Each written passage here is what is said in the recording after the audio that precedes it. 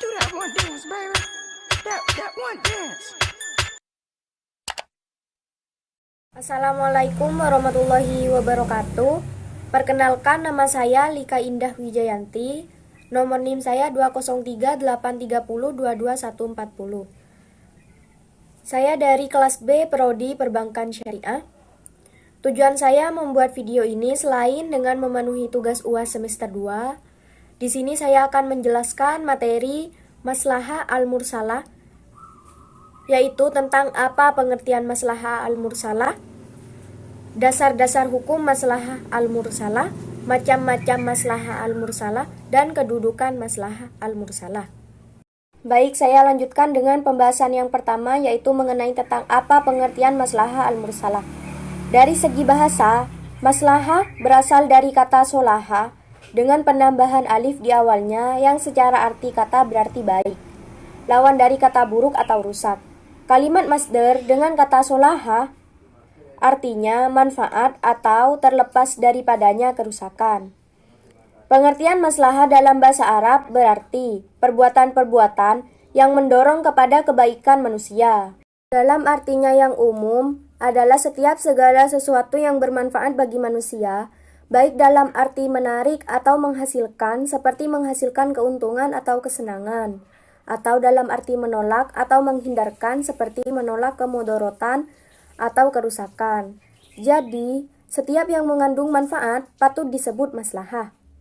Maslahah ini juga mengandung dua sisi, yaitu menarik atau mendatangkan kemaslahatan dan menolak atau menghindari kemudorotan. Dalam mengartikan maslahah secara definitif, para ulama terdapat perbedaan rumusan di kalangan ulama. Namun, dari perbedaan tersebut dapat disimpulkan bahwa maslahah adalah sesuatu yang dipandang baik oleh akal sehat karena mendatangkan kebaikan dan menghindarkan keburukan bagi manusia. Dalam dengan tujuan syara dalam menetapkan hukum. Maslahah al-mursalah ini juga adalah suatu kemaslahatan yang tidak mempunyai dasar dalil tetapi juga tidak ada pembatalannya. Lanjutkan dengan pembahasan yang kedua, yaitu tentang dasar-dasar hukum maslahah al-mursalah. Sebagaimana yang telah dipahami bahwa pelembagaan hukum Islam untuk merealisasikan kemaslahatan manusia, yaitu untuk meraih kemanfaatan sekaligus untuk menolak timbulnya kemudorotan, juga untuk melepaskan diri dari beraneka ragam kesulitan. Namun, kemaslahatan manusia dipengaruhi oleh ruang dan waktu, karena sesuatu yang dipandang mengandung maslahah saat ini belum tentu dipandang maslahah pada masa dulu dan pada masa yang akan datang. Demikian juga sebaliknya, sesuatu yang dianggap maslahah oleh seseorang belum tentu dianggap maslahah oleh orang lain juga. Hingga kemaslahatan itu bersifat relatif sekali dan menuntut terjadinya perubahan. Jika manusia, lingkungan, dan situasi menghendaki terjadinya perubahan sesuai dengan kaidah. Adapun landasan yuridis untuk menerapkan metode maslahah mursalah ini sebagai dalil hukum didasarkan pada dalil akli. Yaitu yang pertama, para sahabat telah menghimpun Al-Quran dalam satu mushaf. Hal ini dikhawatirkan Al-Quran bisa saja hilang. Yang kedua, para sahabat menggunakan maslahah mursalah sesuai dengan tujuan syara atau al-malaimah li maqasidil syari, sehingga harus diamalkan sesuai dengan tujuannya tersebut. Yang ketiga, yaitu tujuan pelembagaan hukum Islam adalah untuk merealisir kemaslahatan. Lanjutkan dengan pembahasan yang ketiga, yaitu tentang macam-macam al-mursalah. Dilihat dari segi kekuatannya sebagai hujjah dalam menetapkan hukum.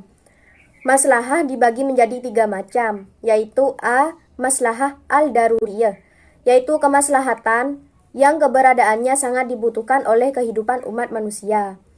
B. Maslahah al-hajiyah, yaitu kemaslahatan yang tingkat kebutuhan hidup manusia kepadanya tidak berada pada tingkat daruri.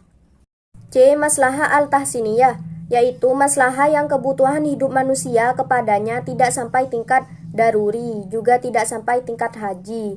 Namun kebutuhan tersebut perlu dipenuhi dalam rangka memberi kesempurnaan dan keindahan bagi hidup manusia. Dari segi kandungan maslahah, para ulama ushul fiqh membaginya kepada A. Maslahah al-ammah, yaitu kemaslahatan umum yang menyangkut kepentingan orang banyak. Kemaslahatan itu tidak berarti untuk kepentingan semua orang, tetapi bisa berbentuk kepentingan mayoritas umat atau kebanyakan umat.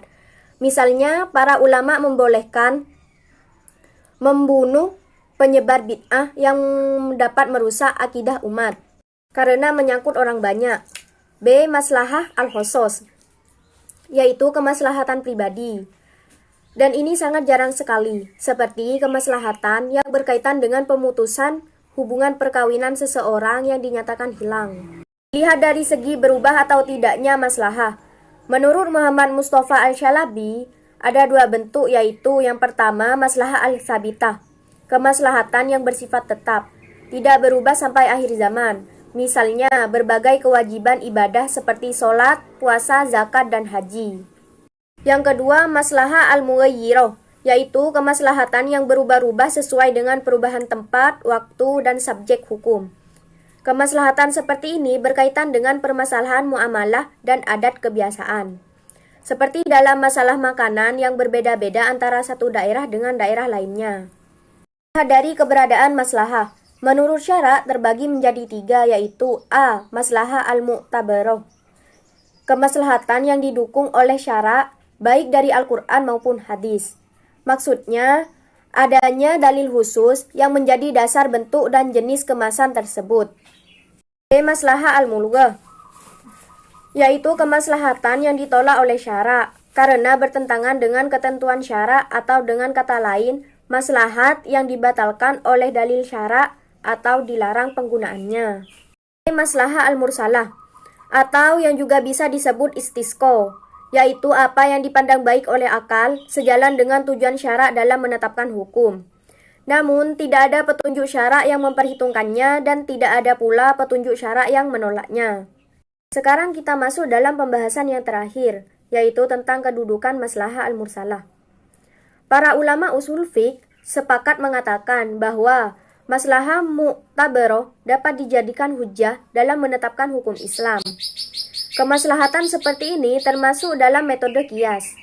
Ulama Hanafiyah mengatakan bahwa untuk menjadikan maslahah al-mursalah sebagai dalil, disyaratkan maslahah tersebut berpegangan kepada hukum. Sedangkan bagi para ulama-ulama kalangan Malikiyah dan Hambaliyah, mereka menerima maslahah al-mursalah sebagai hujjah. Bahkan mereka dianggap sebagai ulama fiqh yang paling banyak dan luas menerapkannya.